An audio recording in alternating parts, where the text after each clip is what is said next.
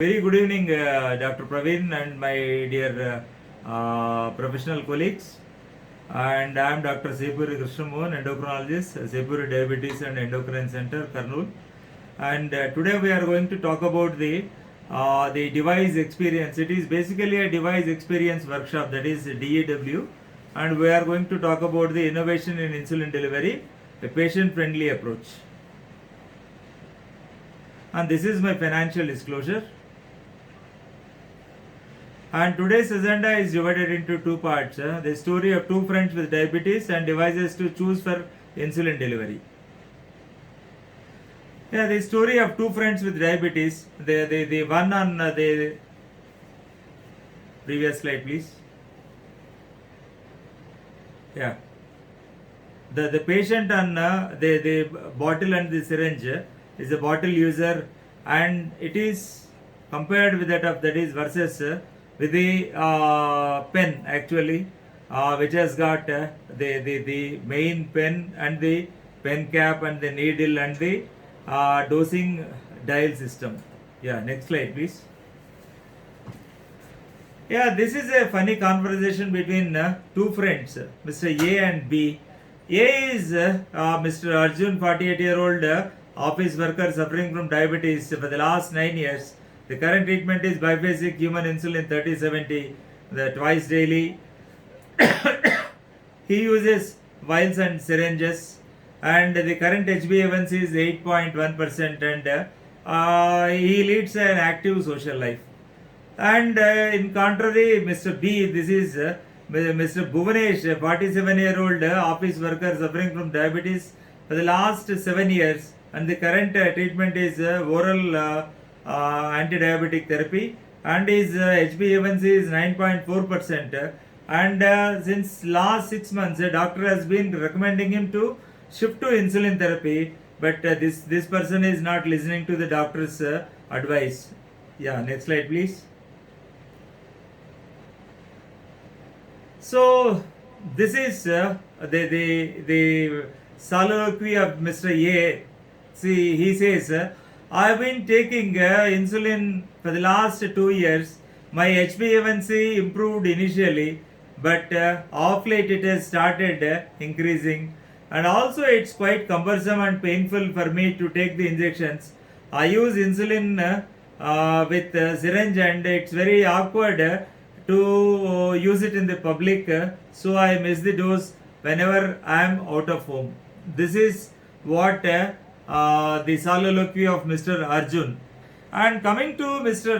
The Bhuvanesh, he says to himself, this is another part, the saga of the story, the soliloquy. He talks to himself, my doctor is asking me to start an insulin therapy, but I am not sure. And how is it working for you? He asked Mr. Arjun, like how it is working for you, Arjun. And he says it's quite cumbersome and painful to take the injections. So is it so? Let me tell this to my doctor. Next slide please.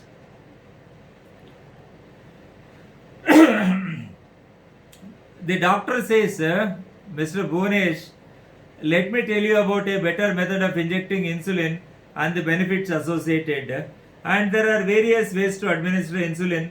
One is vials and syringes, and the disposable pens, and the durable pens, that is NoPen 4, and the latest is the insulin pumps. And next slide please. And the characteristics of an ideal insulin device, the delivery device, it must be accurate in delivering the prescribed dose of insulin, and ease of use, less dose force, and confirmation of the delivery of the dose, and it should be less painful with the delivery of insulin, and it should alleviate the social stigma of using insulin delivery devices, and it should be an easy to learn technique, and it should improve the patient adherence to the therapy, and the provider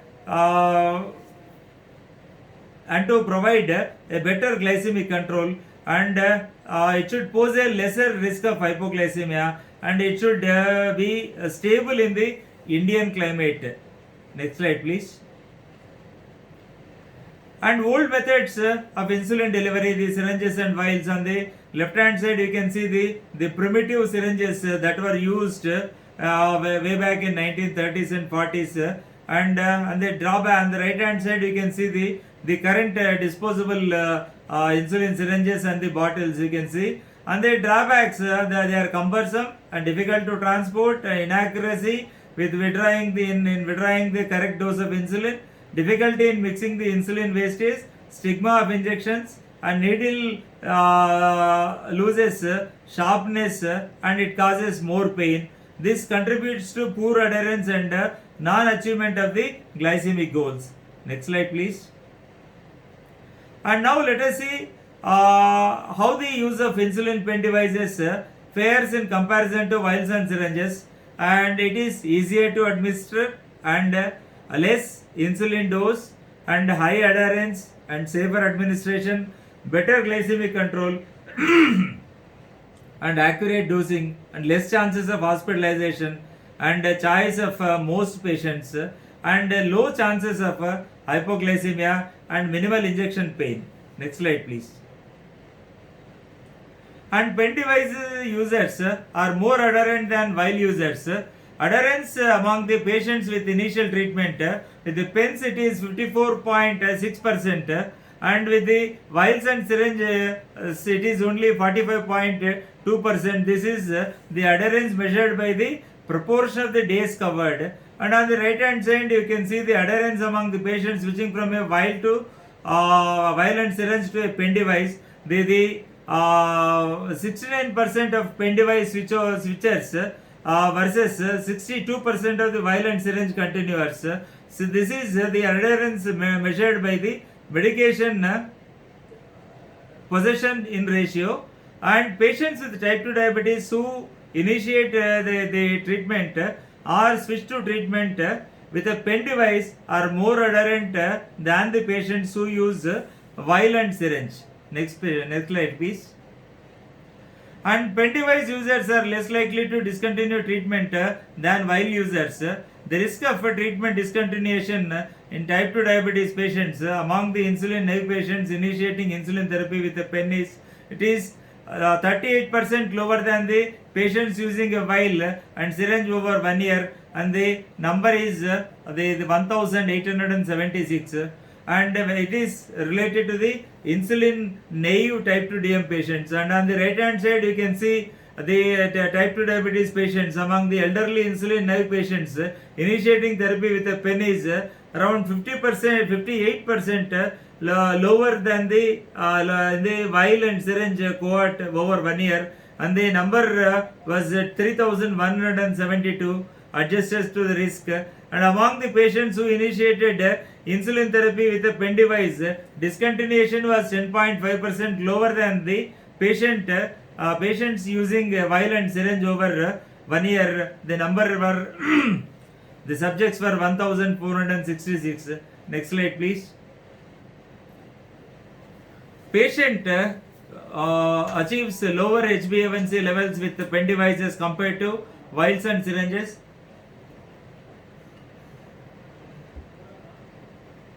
And on the left hand side you can see the lowered HbA1c levels. The glycosylated hemoglobin levels are significantly lower among the pen users than the vial and syringe users initiating insulin therapy after 1 year. And on the right hand side you can see the insulin naive patients with the type 2 diabetes. According to this Corsi et al.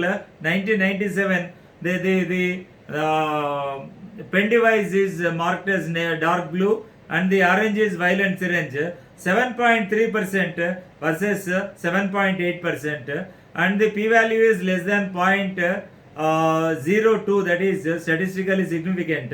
And according to this Grabner et al. 2013, the pen device is 8.22% versus the 8.53% of vial and syringes respectively, where the p-value is 0.03, which is also statistically significant.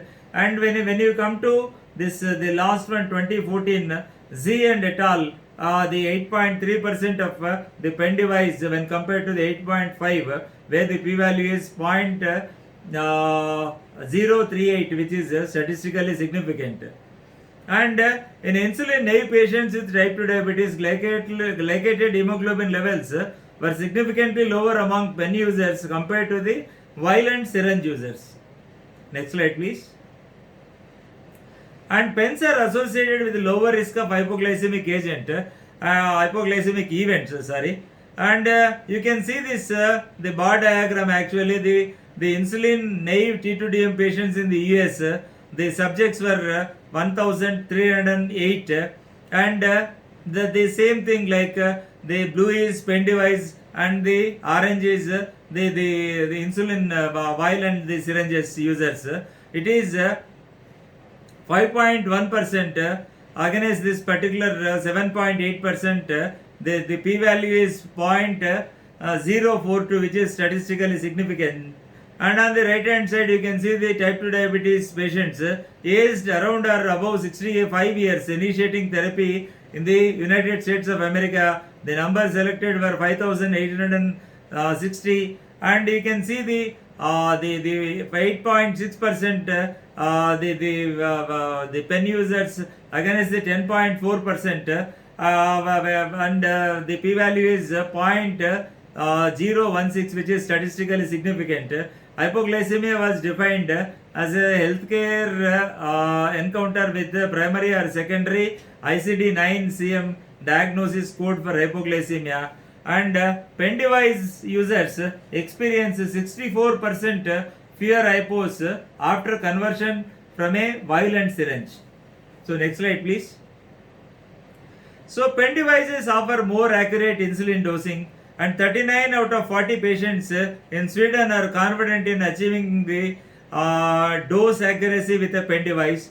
And dose accuracy when delivering 10 units of insulin into a sponge pad, actually. So you can see the pen devices and the vials and syringes, and the accuracy of the pen versus the vials and syringes when administered by the healthcare professionals. And the insulin naive healthcare professionals, the subject was the number was 20, and the experienced healthcare professionals, the number was 30, and the pen devices, it is 9.91 units, and the vials and syringe, it was 9.74 units, and out of 10 units. And the most experienced healthcare professional also, they were able to take up to 9.91 units with a pen, whereas 9.82 units with a vial and syringe. So the dose accuracy when delivering the 10 units of insulin into a sponge pad, even with the most experienced professionals, was little bit less when compared to the vial and syringe when compared to the pen devices. Both insulin therapy experience. Previous slide, please. The previous, yeah. Both insulin therapy experienced and naive healthcare professionals were able to deliver insulin significantly more accurately with pen devices than with syringes and vials. Next slide, please. And pen devices facilitate a safer insulin administration. And on the left hand side, you can see the percentage of nurses, that is 139 nurses, who agree or strongly agree with insulin devices. They decrease the risk of needle stick injuries, and the insulin devices reduce the risk of giving the wrong insulin dose. And on the right hand side, you can see the same, the blue is the pen device, and the orange is the insulin and the insulin vial and the syringes, whereas it is comparable that 93% of pen devices against the 18%, and the nurses consider insulin pens to be safer than vials and syringes, and nurses felt more comfortable and confident with the use of insulin pens compared with vials and syringes, and perceived insulin pens to be safer alternative for both patients and themselves. Next slide, please. fewer diabetes related hospitalizations were reported among the pen users, and patients with type 2 diabetes mellitus who initiate therapy with a pen device require 4.8% fewer diabetic related hospitalizations over 1 year than those using a vial and syringe. And on the right hand side you see the bar diagram, the non-adherent people and the adherent people, and both the blue ones are the pen users and the orange as usual the insulin vial and the syringes, and the non-adherent group had 0.37 and the adherent group had 0.29, whereas the vials and syringe, the non-adherent was 6.63 and the adherent group was 0.50, and this is the hospitalization for the patient over the period of 1 year. And the both adherent and non-adherent pen users have significantly lower hospitalization rates when compared to the adherent and non-adherent vial and syringe users. Next slide please. And less assistance is needed to prepare and administer insulin via a pen device. And the percentage of nurses who agree or strongly agree with insulin device saves on time to prepare and administer the insulin, and the percentage of patients with type 2 diabetes using a pen device who agree with pen devices users are able to draw and they dispense insulin with less nursing assistance, and you can see this very quite evidently in the bar diagram which is on the right hand side. Nurses perceive that less assistance is required for preparation and administration of insulin via pen device compared to vials and syringes. Next slide please. And pen devices are associated with decreased daily insulin consumption. The insulin naive patients who initiate insulin therapy with a pen device have lower daily insulin consumption over 1 year, as well as the high treatment adherence compared with those who initiate the therapy with a vial and syringe actually. And you can see this bar diagram, patients with type 2 diabetes mellitus aged around or more than 65 years in the US, and the number of patients were 5,860, and you can see that the pen device is 28.6 and the vial and syringe is 32. The p-value is 0.0002, that is statistically very significant. And despite the lower daily insulin consumption, pen users also exhibited significantly higher adherence to the treatment than the vial and syringe users. Next slide please. And patients prefer pen device to vials and syringes.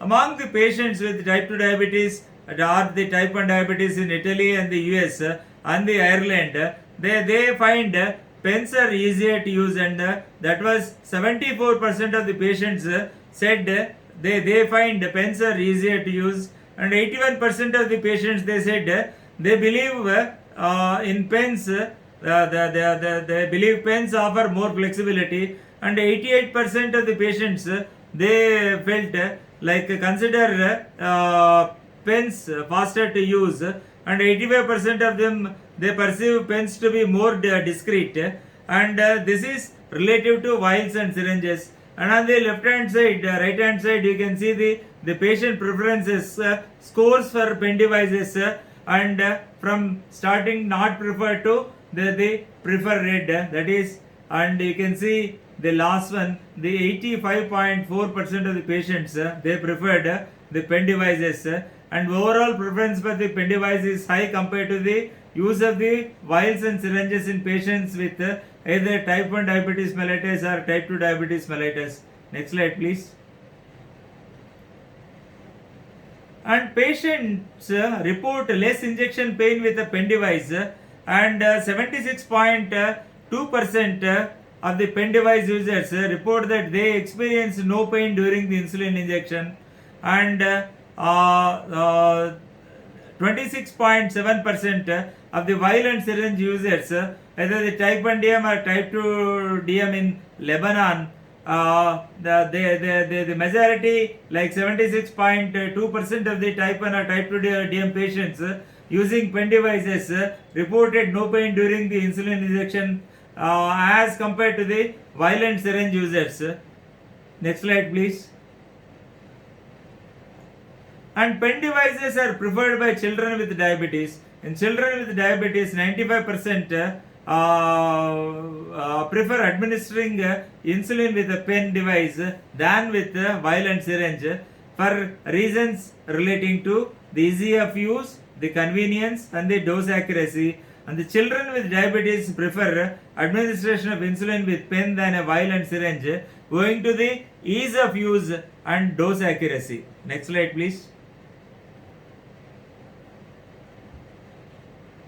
And now coming to the story of the two friends, the Sharath and Manoj.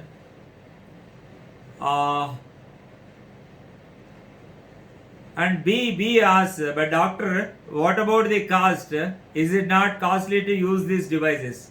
And the doctor says, absolutely not. Let's see the two cases and try to understand the cost of diabetes. This is a different one. See, forget about the A and B. This is a different story of Mr. Sharath and Mr. Manoj. Sharath has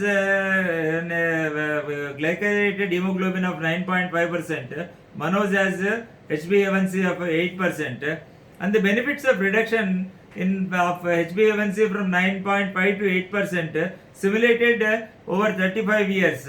Increased life expectancy for Manoj by 1.11 years and quality adjusted life expectancy, that is QALY, they increased for Manoj by 0.58, and total lifetime cost of complications, the diabetes related including cardiovascular, renal or neurological, for Manoj was less by 5,000 US dollars. Next slide, please. And coming to the cost of therapy and advantages with the pen devices, and in the middle you find the cost savings on the left hand side. The improved adherence leads to improved glycemic control, and on the right hand you see this the safety benefits that leads to reduced healthcare resources use, and finally put together it leads to cost savings by improving the adherence, better glycemic control, and better safety. Devices use is less costly. Next slide, please. And doctor says, I hope that you are ready to try an insulin pen device. And Mr. B says, thank you doctor, this has cleared all my doubts, and I am ready to you start the insulin pen device. And doctor says, ask your friend and talk to his doctor and ask him to talk to his doctor about the benefits of the pen device. And Mr. B says to the doctor, sure, I'll talk to him. Next slide, please. And 6 months on, the conversation continues. And Mr. A says, yes, on your advice, I have also talked to my doctor, and now I am also using the pen device, and compared to syringes, it is very easy and practically painless. On my B says, on my doctor's advice, I am using insulin pen twice daily, and it is very easy to use. And A says, great to hear that. I am also happy that my A1C is now only 6.9%, and I no longer miss my doses even when I am outdoors. And he says, the B says, I am happy to share that now my A1C has come down from 9.4 to 7.1%, and I feel great. And insulin pen devices are more convenient, cost-effective tools for good glycemic control, as experienced by these two friends with diabetes. Next slide, please. And this second part of the agenda, devices to choose for insulin delivery. And devices to choose for insulin delivery.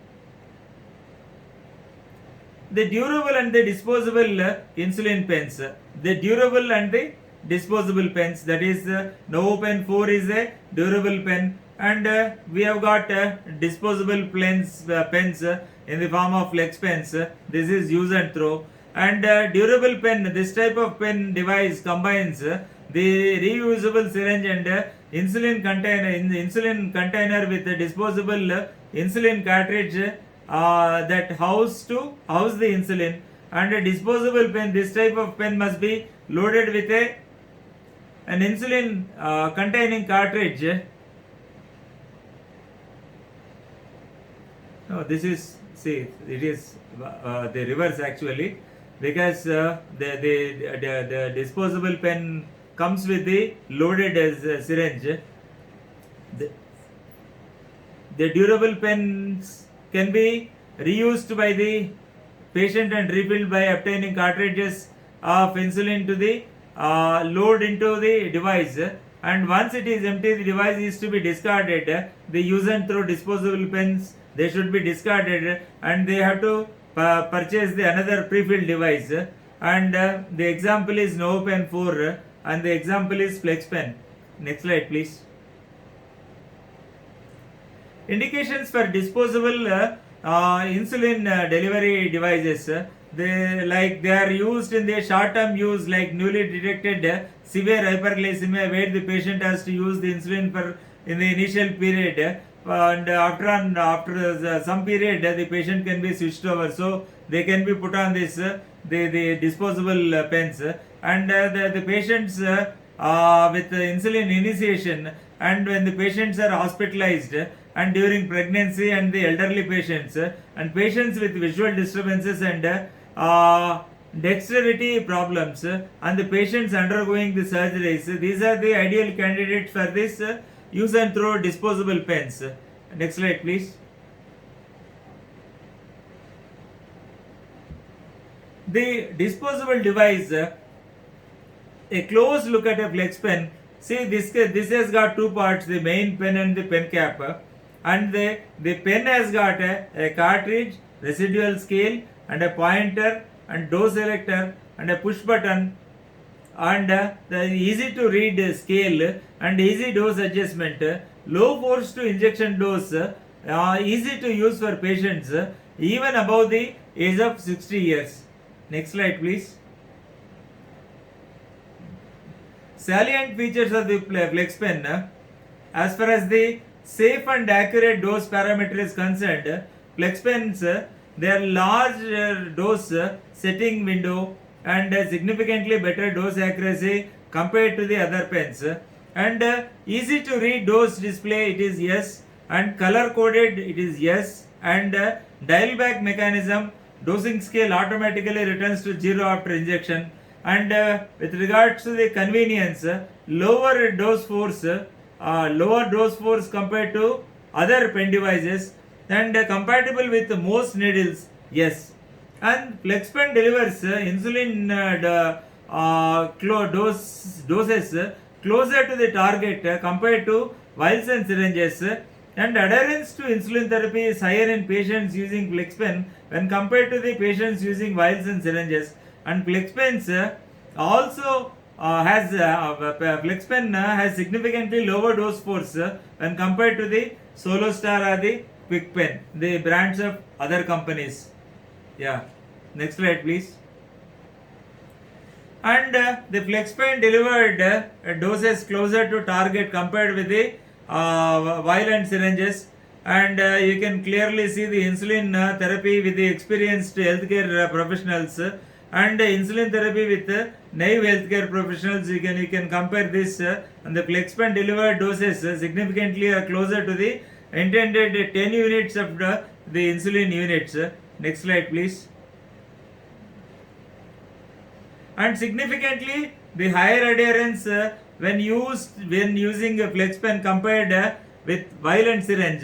The analysis of claims database of patients with type 2 diabetes switching from human or analog insulin injection, the vial or syringes to a pre-filled insulin analog pen. The adherence is measured as by the medication position ratio of around or more than 80%, and the 36.10 with the pre-switch and the 54.60 with the post-switch.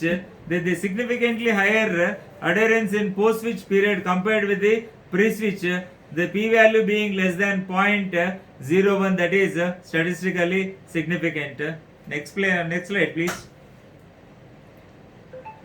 And indications for durable insulin delivery devices. The durable devices are reusable devices with change of insulin pen fills. They are made to last long with the accurate dosing, and any condition where long term use of insulin is anticipated, a durable device can be used. Yeah, you can, on the right hand side you can see the pens available, the Novopen 4 actually. Yeah, next slide please.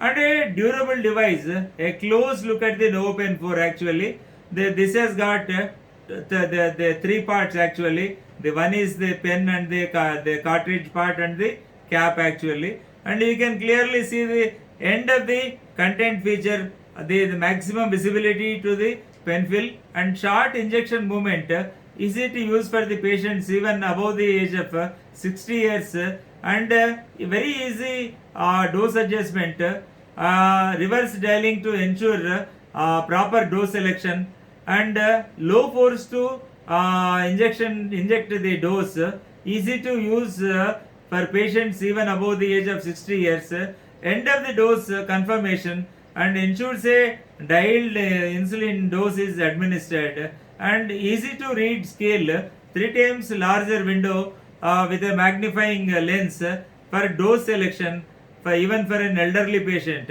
and easy pushback piston rod ensures smooth operation and handling, quick fit and easy twist ensures a simple and quick pen fill replacement. This is regarding Novopen 4. Next slide please. And salient features of Novopen 4, when we take the parameters as safety and accuracy of the dose, 4 times larger dose setting window, the most accurate device, and pen fill, threads on pen fill, and dial back mechanism, yes it is there, and durability, the metallic body with best design, the convenience, 50% less force when compared to the other devices, end of the dose click, yes it is there and it is very much audible. You find a click at the end of the dose when it comes to 0 actually, and the wait time is only 6 seconds, and child lock, you just have it, you can lock it so that children cannot harm themselves. Both previous insulin users and insulin naive people preferred Novopen 4. Both patients and healthcare professionals found Novopen 4 easy to use in a 12-week observational study, and additionally treatment satisfaction increased over 12-week study period. Next slide please. And Novopen 4 was accurate after 5 simulated years of use, and the simulated 5 years use of Novopen 4 without insulin cartridge, around 5,475 automatic injections by robo, corresponding to 3 injections per day for 5 years, and dosing included the removal and replacement of cap, and the dose accuracy also tested following the storage without a cartridge under hot, cold and humid conditions, as free fall from 1.5 meters onto the various surfaces. You can clearly see this, the bar diagram. Next slide please.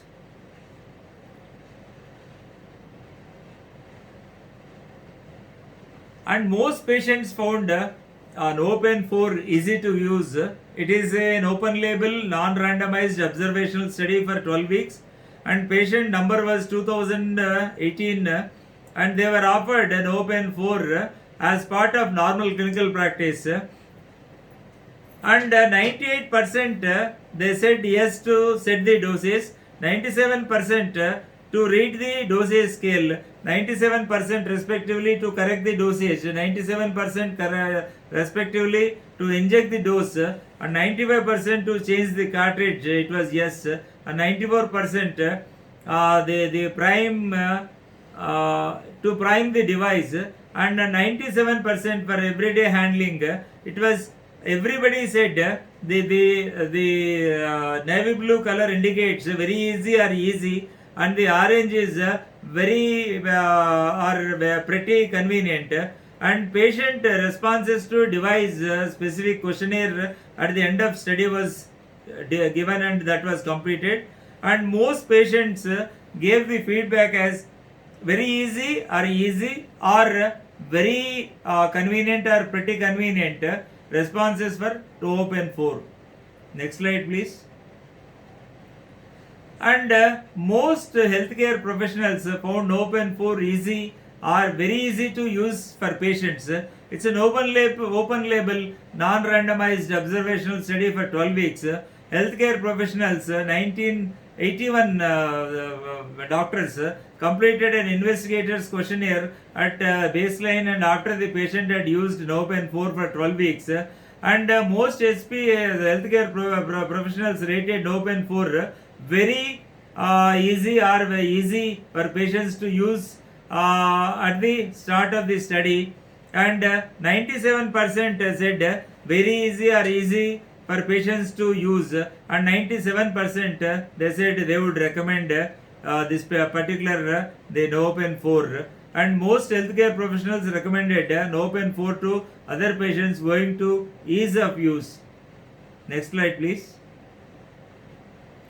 And coming to the summary, and successful insulin treatment needs a good doctor patient partnership and patient empowerment. And pen devices allow for convenient insulin injection with a small dial and inject method.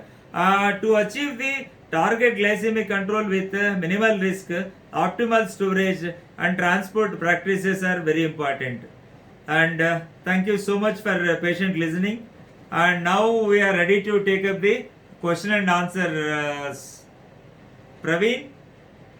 Yes, sir. Thank you, sir. Thank you for that wonderful presentation. Yeah. I request the attending doctors to post your questions in the question section. Sir, as of now, there are no questions. I would like to ask a couple of questions from Yeah, my please, end, please, Praveen, carry on. Yes, sir. You wonderfully explained all the advantages of the pen devices as compared to the vial sign syringes. Yes. Whether it could be adherence to the insulin therapy, Yeah. or also the ease of and also the Yeah. pain on that. Yes. Sir, overall, does it translate it into better quality of life of patients, sir? Absolutely, 100%. Because I've got a lot of experience with the pens, starting from the permanent pens and open 2, 3, and 4. Right now we are using open 4, and the patients are very much comfortable. And with regards to all the parameters, what I mentioned, Praveen. When I translate this particular the theoretical aspects and the research aspects into my practice, my patients are very comfortable with the NOPEN 4 actually when compared to the other devices. They come to me with the other devices. They say that it is a little bit cumbersome. They are not able to, and majority of them are made of this plastic and all. They are breaking. I don't want to mention the companies, the manufacturers of the permanent pens. They are using the material is not the metal actually. It is the plastic one, and they are asking for a better option. When I can, then I advise my patients to switch over to NOPEN 4 with the cartridges, and any cartridge would fit into that. Starting from the Actrapid to Insulata to the human Mixtard or the Novomix or the Rhizodec or the Degludec Tresiba, any of this, all the products of our Novo Nordisk, they fit into our NOPEN 4 without any problem at all. And it is very easy to, when compared to NOPEN 3, it has got lot of changes, like it has got a chain lock, it has got a magnifying lens, so that even the elderly patients can see the dose very properly. They will not miss out the dose, and dial back system is there, and these are all the greatest advantages. And when you compare with the weight also, it is very less when compared to the NOPEN 3. I think NOPEN 4 is the best one that is available in the market, to the best of my knowledge, as far as my practice goes, Praveen. Yes, sir. Thank you, sir. Thank you for that answer and also for that insight, sir. There is a question by Dr. Imrana Asif. Uh-huh. Yes, sir. What site for insulin injection should be advised for the patient? Site, of injection, insulin site. See, the best site recommended is the abdomen, because abdomen has got lot of advantages that can be taken even otherwise also on the deltoid aspect and on the thigh also and the buttocks also. But when compared to this, the deltoid as well as the lateral upper part of the thigh and the buttocks, why abdomen is so comfortable? There are several reasons why abdomen should be the best site for insulin injection. Is insulin is to be given as a subcutaneous injection. So our Indian tummy has got lot of fat. It will not go beyond the subcutaneous tissue first. And second thing is, it is very easy for self administration. One can pinch the skin fold with the two fingers, and with one hand you can inject the insulin very easily into the stomach. Whereas with the deltoid, no one can, even a healthcare professional, I cannot also inject into my deltoid. I cannot pinch the skin. The lateral part of thigh is okay, but it has got the disadvantage, the cumbersome procedure of taking out the dress and all, everything, even for a male or a female, it is cumbersome. And the next greatest advantage of giving this insulin to abdomen is abdomen is the only one that has got the venous drainage as well as the lymphatic drainage, whereas no other part in the body like the thigh or the deltoid or the buttock, they don't have this lymphatic drainage. So 100% of the insulin is absorbed undoubtedly. And the last but not the least is, we have very less few blood vessels.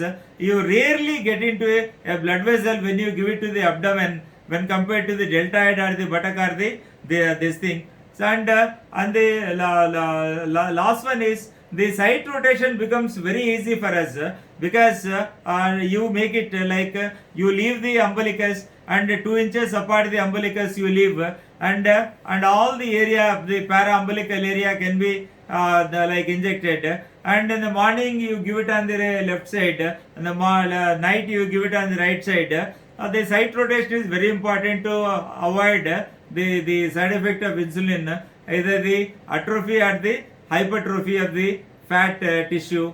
So you can leave 1 inch apart for every injection, and that is, you got ample space for that. And the best part of the site, last advantage I want to tell is, if you give it to thigh, you may walk and you may run, you may jog, or you may swim, or you may cycle, you may play games where the insulin gets absorbed very rapidly. That may lead to hypoglycemia, whereas the abdomen is so safe that it will not change with any sort of movement. So the insulin gets slowly absorbed from the subcutaneous tissue of the abdomen, thereby ensures the proper absorption and will not let the patient down with hypoglycemia at any cost. Yes, sir. Thank you, sir. Thank you for that answer, sir. The question is now extended, sir. Yeah. Suppose if we are starting on both long-acting and short-acting insulin therapy, so now what to advise to the patient? Dr. Imran Asif is asking the question. Yes, sir. Yes, sir. The both long-acting and Short-acting in basal bolus, they are trying to tell, I think, sir. basal bolus.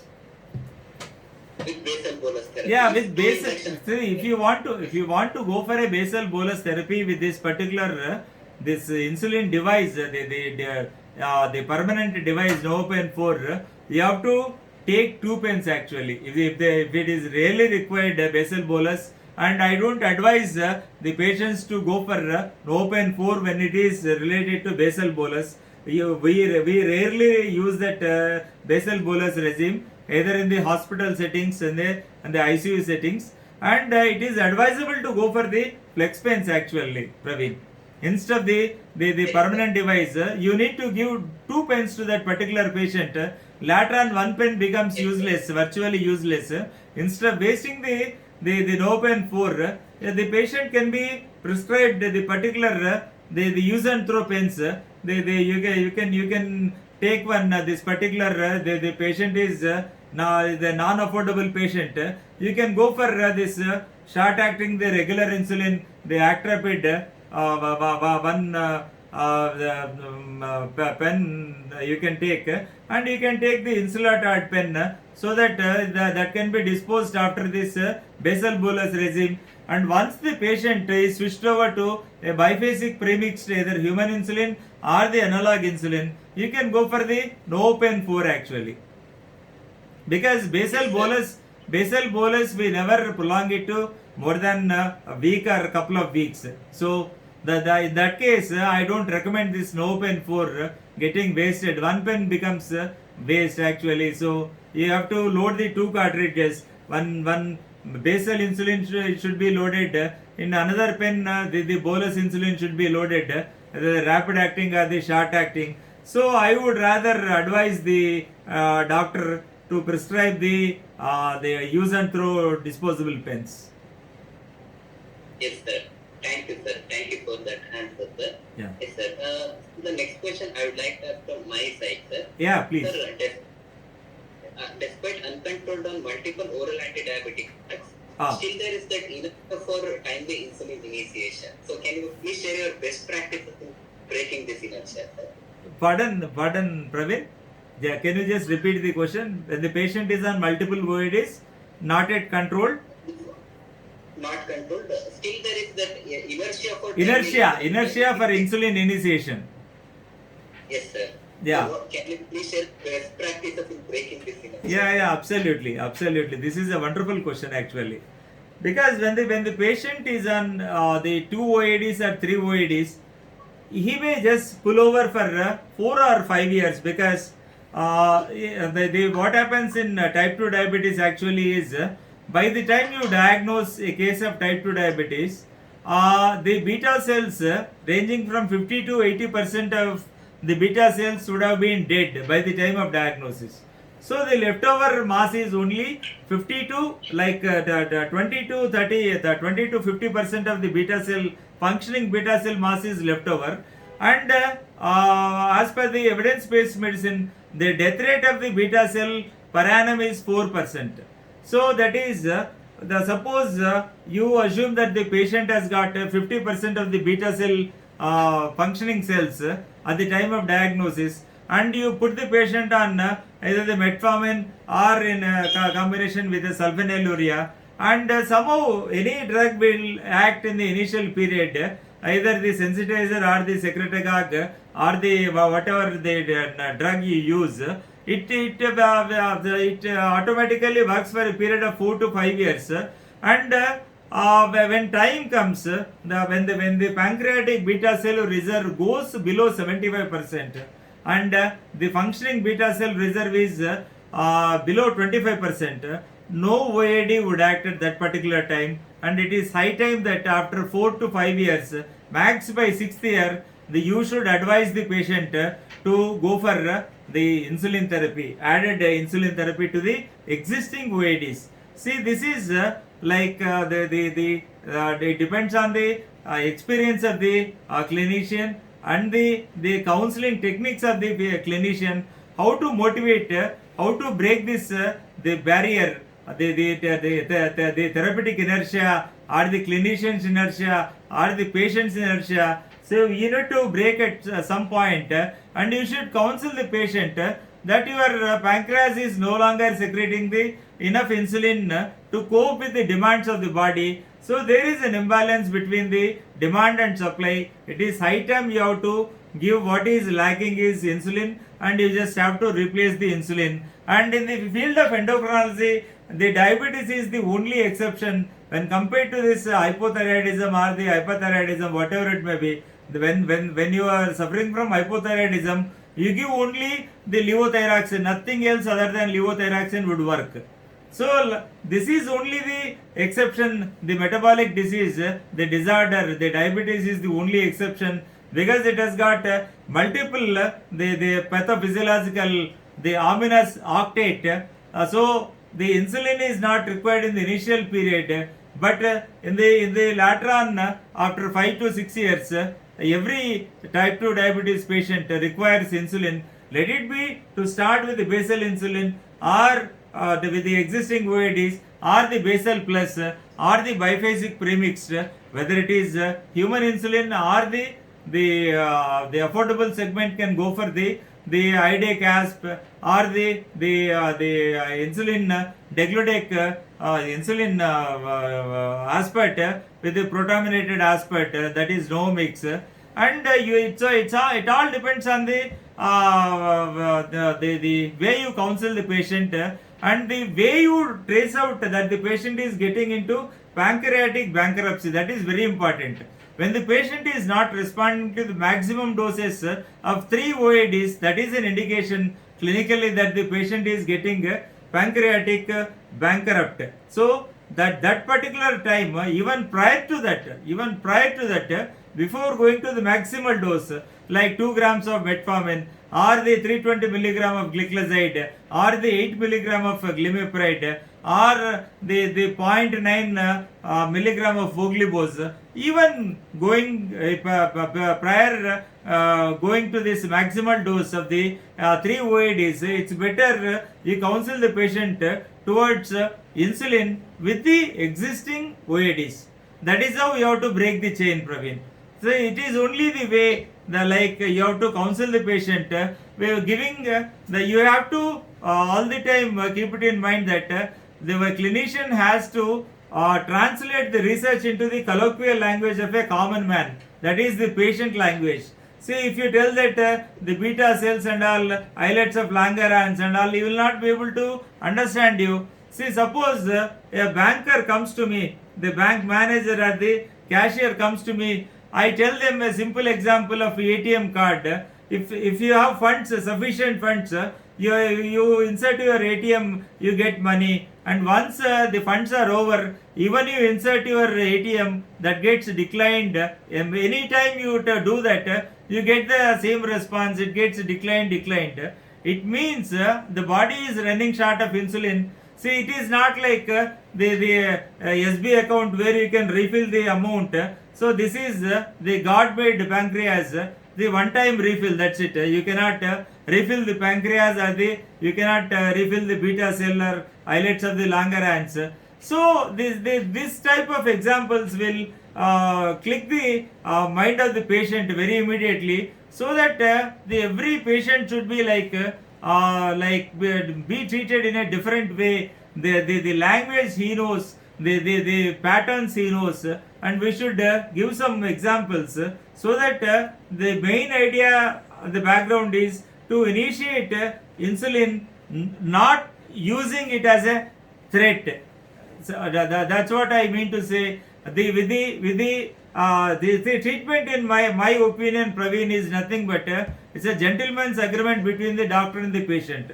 So you should never use insulin as a threat, and you have to discuss in detail with regards to this particular the incidence of the hypoglycemia or the needle pricks, pain and all, and you have to tell them it is nothing but a simple pain less than an ordinary injection. You don't even feel, if it is a pen, you don't even feel the pain of it, and nothing like it's much less than a pinch actually when compared to the vials and syringes. And that's how you have to go to the level of the patient and just bring him back to the level of yourself, Praveen. That's what I do in my practice whenever it comes to the initiation of insulin, and once you start the insulin, then the intensification and the optimization, that part can be done very easily by the healthcare professional, depending upon the experience actually. Yes, sir. Thank you, sir. Thank you for that insight, sir. Sir, even though RSSDI tells that we can initiate insulin if the blood glucose is uncontrolled on multiple oral antidiabetics. Right? Yes. So when See, you not take only the- not only RSSDI, even the Endocrine Society of India also, any international body like, okay, you take American Diabetes Association, you take the American College of Endocrinology, you take the American Association for the Clinical Endocrinologists, any the international body says the insulin is mandatory after 3 OADs. And I don't even wait for 3 drugs also. I just wait for 2 drugs and I just start counseling. I just write the third drug. I just prepare the mindset of the patient to be ready for the insulin in the next visit. That's what I do. Yes, sir. Because Yes, insulin we wanted to ask the same question, sir. Like when to start that conversation with the patient regarding initiation of insulin.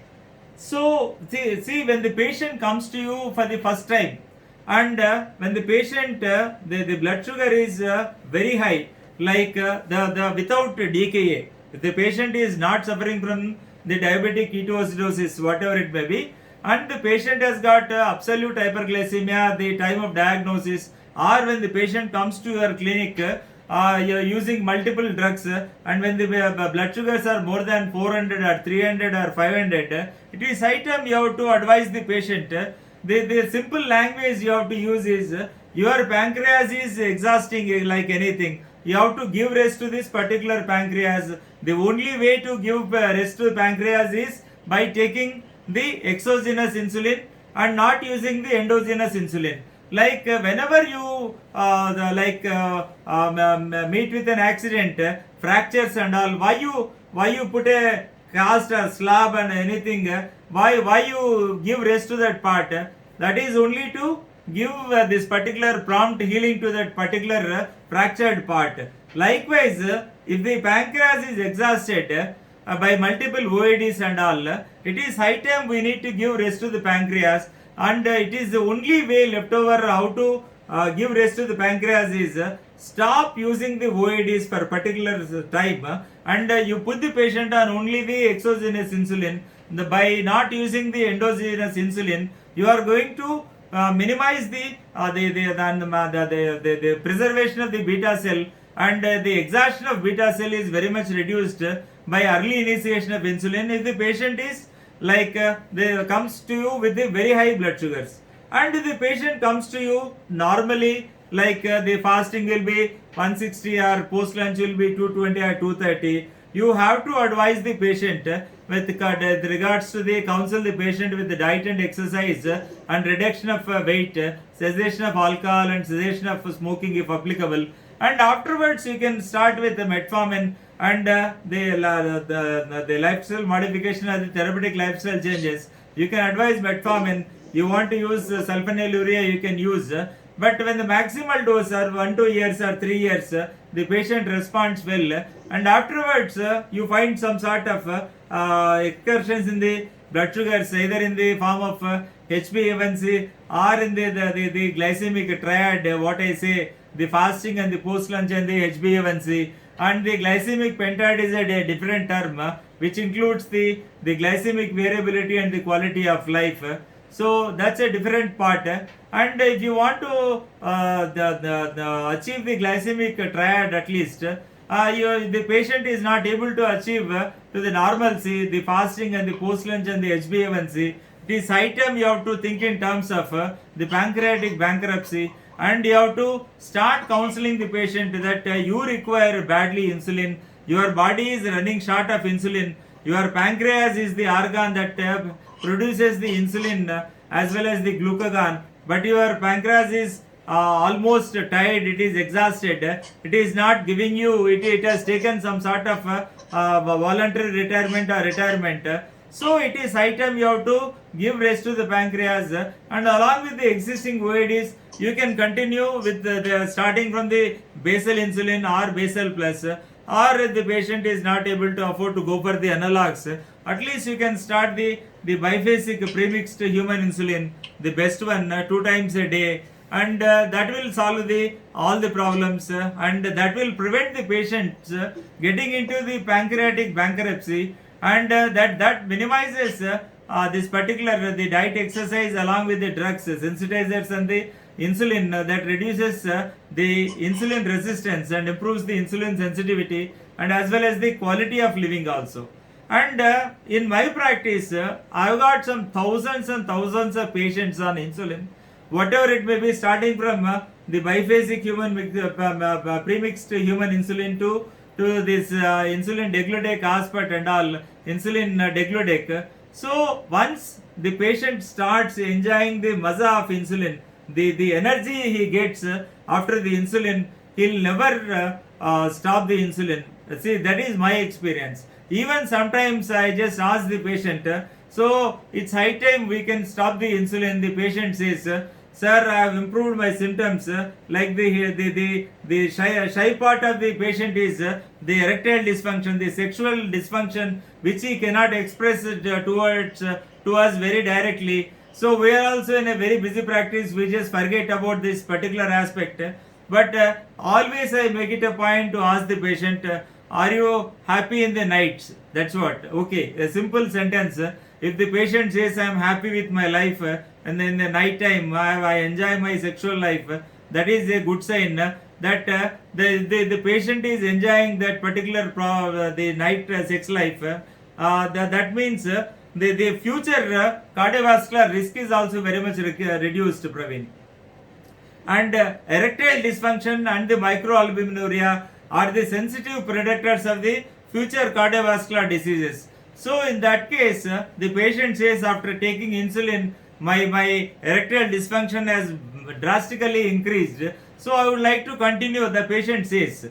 If in the case of infections, the patient improves drastically, like in the COVID pandemic, insulin is the drug of choice, nothing else other than metformin. That too in the not in the hospital setting or the ICU setting.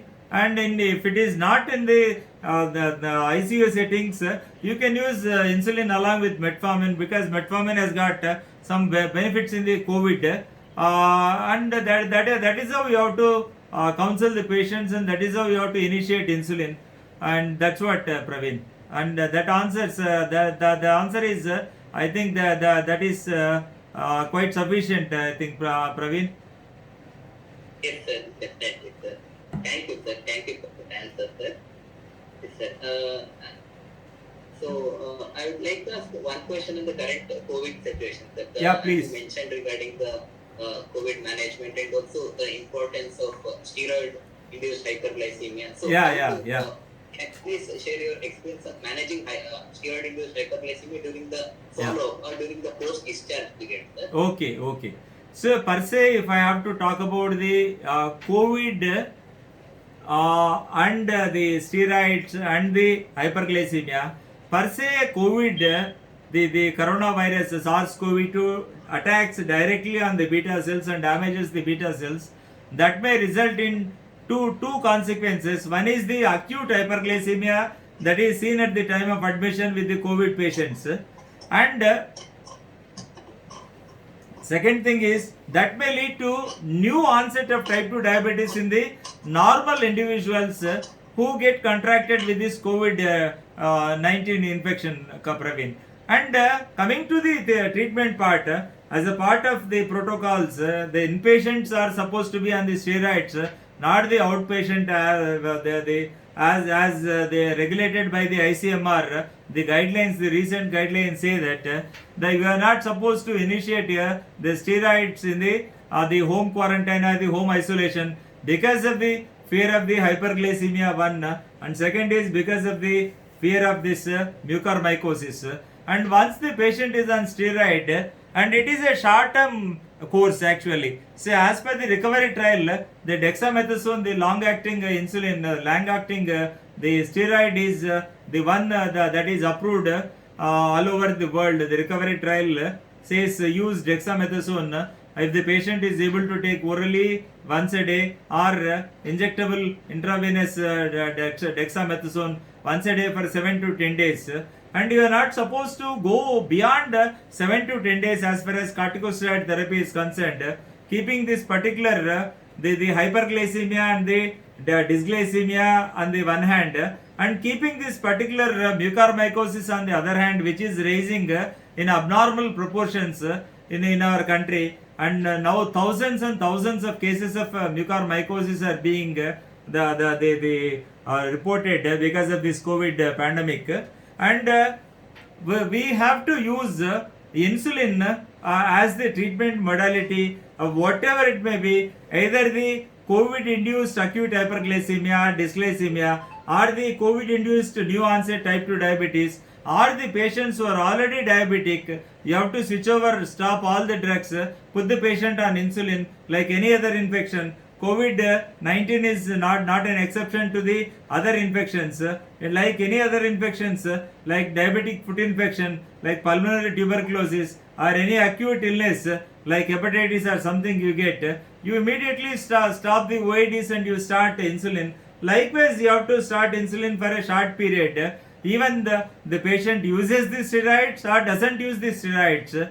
And in case of steroids, it's highly recommended. If you don't give the basal bolus therapy or the basal plus, that is our insulin degludec and aspart BD, the hyperglycemia will never be controlled. Either it should be given, the non-affordable patients, I always say, the best is the biphasic premixed human insulins are the best, and in case of affordability it is the insulin degludec and aspart, the basal plus, if it is given 2 times a day, the blood sugars will be very much controlled even with the high doses of steroids also.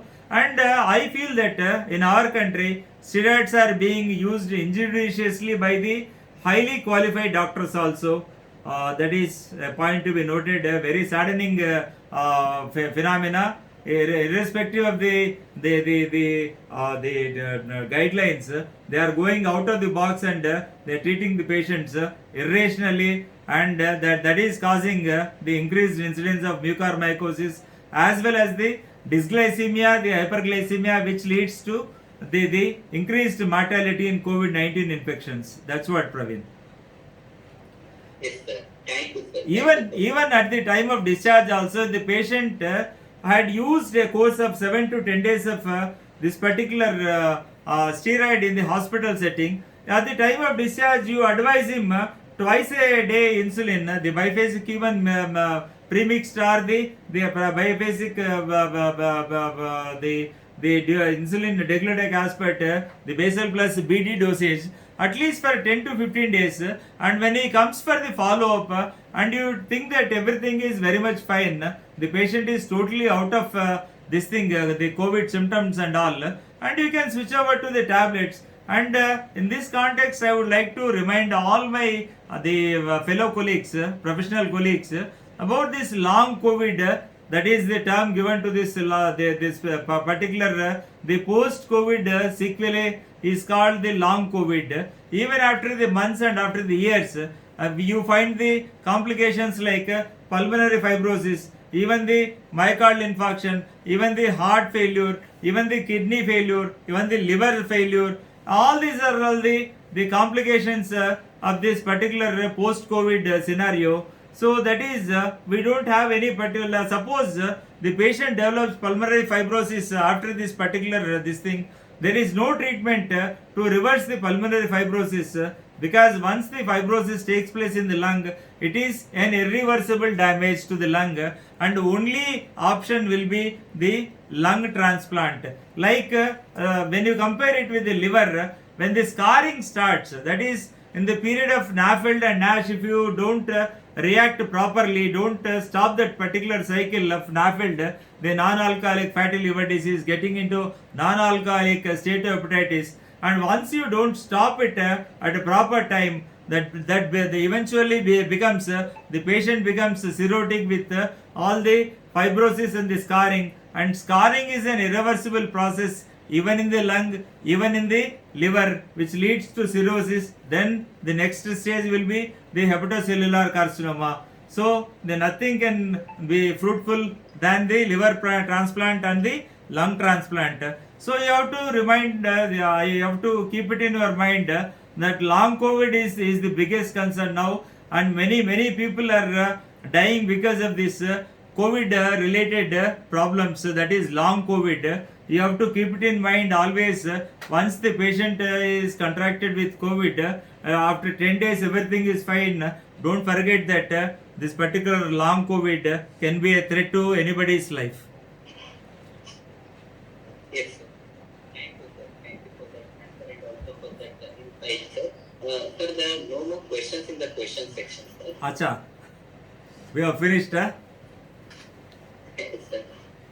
And thank you so much, Praveen, for your wonderful moderation and wonderful interaction. Thank you very much, sir. And I think, We come back in the winner, sir. Yes, sir. Please, sir. yeah. Sir, Satish here. Thank you very much, sir. Oh, Thank you, Satish, thank you so much.